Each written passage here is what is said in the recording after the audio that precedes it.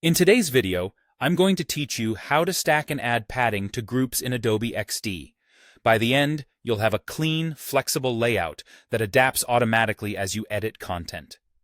Start by selecting the elements you want to keep together, like a text label, an icon, and a button. With them highlighted, group them so XD treats them as a single unit. On Windows, press Ctrl+G. On macOS, press Cmd+G. You should now see a group in your Layers panel and its settings in the Property Inspector on the right.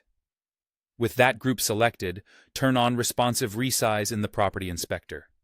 This is required for stacks to work correctly.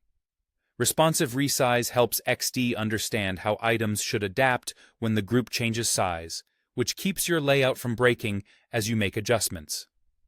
Next, enable Stacks in the Property Inspector. When Stacks is on, choose whether your items should flow vertically or horizontally. Pick vertical if your elements should sit on top of each other, like a title, then a description, then a button. Choose horizontal if they should sit side by side, like an icon next to text.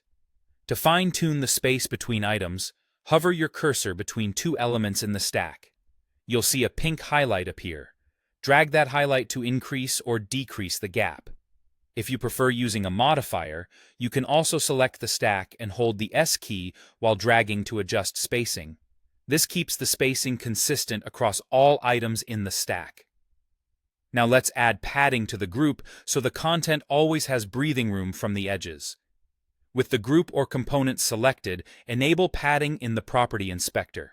You can keep the same padding on all sides, or switch to different values per side for more control. You can also adjust padding directly on the canvas. Depending on your version of XD, hold the tilde key, or use S or Shift+S, then drag the padding handles to set the exact insets you want. If you have a shape that serves as your card or panel background, right-click that layer and choose Make Background.